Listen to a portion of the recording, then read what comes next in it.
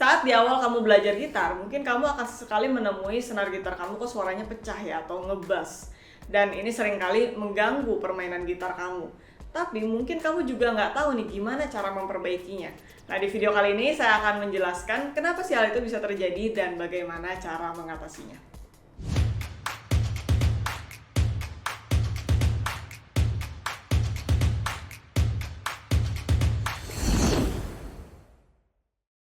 Hai teman-teman, welcome back. Saya Kavina Berselly, founder dari Neora.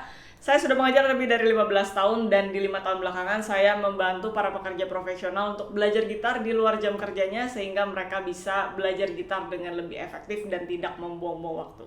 Alright, deep dive ke video ini. Jadi tadi di awal saya mention, dan ini sebenarnya juga pertanyaan yang sering masuk gitu ya ke sosial media saya. Kalau misalkan saya nekan senar, kok suka ada suara sember atau pecah atau istilah Inggrisnya itu buzz ya. Jadi contohnya suara seperti ini. Atau seperti ini. Ya. Nah, ini kenapa sih bisa terjadi? Sebenarnya di sini ada banyak penyebabnya, tapi di video ini saya akan menjelaskan dari segi permainannya, teknik permainannya.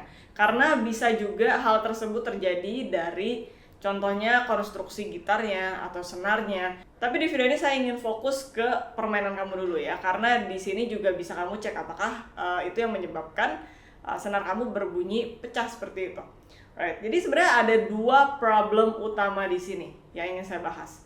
Yang pertama adalah kamu ketika menekan senar itu jarinya terlalu dekat ke fret yang atas. Jadi let's say misalkan kamu ingin menekan senar 2 fret 1 di sini ya, not C. Nah, kita selalu ingin jari ini sedekat mungkin dengan fret yang di bawahnya atau besi yang di bawahnya ini ya. Kalau kamu lihat, ini saya menekan agak ke bawah sini, bukan ke atas sini. Nah, kalau saya ke atas sini aja udah langsung pecah suaranya. Begitu juga kalau kamu main di fret lain. Let's say kita random aja pick sekarang, kita main di senar 4 fret 5 ya. Saya akan main dekat dengan fret di bawahnya atau besi yang ada di bawahnya. Kalau saya geser sedikit ke atas, ini masih oke. Saya geser sedikit ke atas lagi, nah udah pecah. Kenapa ini bisa terjadi? Karena semakin kamu menekan ke atas juga, jari kamu itu tidak menekan senar dengan optimal. Ya, ada space di situ, ada ruang di situ. Sehingga itu yang membuat senarnya bergetar seperti itu ya, bergetar dan menyentuh fret di atasnya. Ya, sehingga yang menyebabkan bunyinya pecah. Tapi kalau misalnya kamu tekan ke bawah seperti ini jarinya benar-benar optimal menekan senarnya sampai menyentuh fingerboard ya atau fretboard. Ya, dan di sini makanya suaranya bisa bulat seperti ini. Ya, kalau saya praktekin lagi di tempat yang lain, misalkan di sini. Saya geser sedikit ke atas. Masih. Nah, terutama apabila kamu menekannya benar-benar hampir di atas besi yang di atas not yang ingin kamu mainkan gitu. Misalkan saya mau mainnya di sini kan, kamu tekannya pas deket banget sama besinya. Nah, ini pasti pecah suaranya. Ya, itu jadi alasan yang pertama. Memperbaikinya gimana ya? Udah tinggal kamu geser aja mendekati fret yang di bawahnya. Ya. Seperti ini. Ya kan akan selalu mulus suaranya. Nggak bakal pecah. Right? Itu yang pertama. Nah, masalah yang kedua adalah, dan ini yang lebih sering muncul sih. Kalau yang ini kan sangat mudah di-adjust. Nah, yang kedua ini sangat subtle gitu. Karena ini masalahnya ke pressure tekanan jari. Pada pemula biasanya kan belum tahu gitu ya, nekan senar itu harus seberapa kenceng ya. Harus kenceng banget atau ya pelan-pelan dikit aja bisa gitu bunyi senarnya. Nah, ini sebenarnya saya pernah bahas juga di video lain tentang yang namanya buzzing technique. Ya, kalau misalkan rule of thumb-nya sebenarnya sampai kamu senarnya menyentuh fretboard, kamu tekan sampai dia menyentuh fretboard, itu pasti akan mulus suaranya. Tapi kita juga nggak mau atau yang ingin dihindari adalah menekan senar dengan sekencang-kencangnya gitu, karena nggak perlu juga. Nah, cara ngetesnya gimana, berapa banyak tekanan yang harus kamu berikan ke senar, itu adalah yang namanya buzzing teknik itu tadi. Contoh, saya mau menekan senar ini ya, senar 1 fret 5. Pertama saya taruh jari saya di atas senar, taruh aja, kamu petik. Nah ini kan pasti bunyinya kayak gini ya, kemute. Nah lalu kamu tambahin sedikit, tekan sedikit senarnya, masih belum bunyi juga, masih kemute. Tekan sedikit lagi.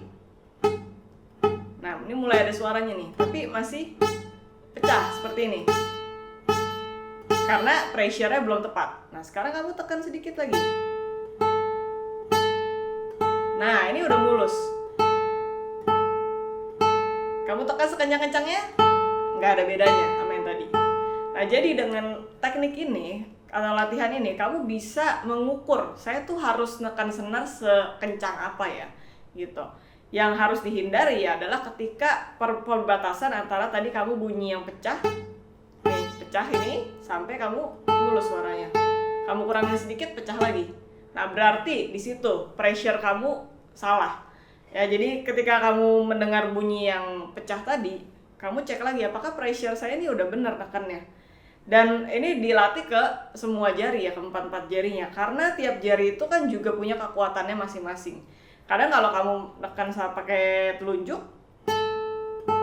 nah nekan segini aja, kalau saya pressure ini sangat sedikit, sudah bunyinya mulus. Tapi ketika saya harus menekan pakai clicking, ini harus lebih powerful. Karena ya bentuknya aja dia paling kecil ya. Jadi dia harus sedikit ada effortnya. Tapi nggak berarti harus sekencang-kencangnya. Nah jadi itu dia, kamu harus ukur. Nah seiring kamu belajar gitar, tentunya kamu akan terbiasa kan dengan pressure yang harus kamu keluarkan.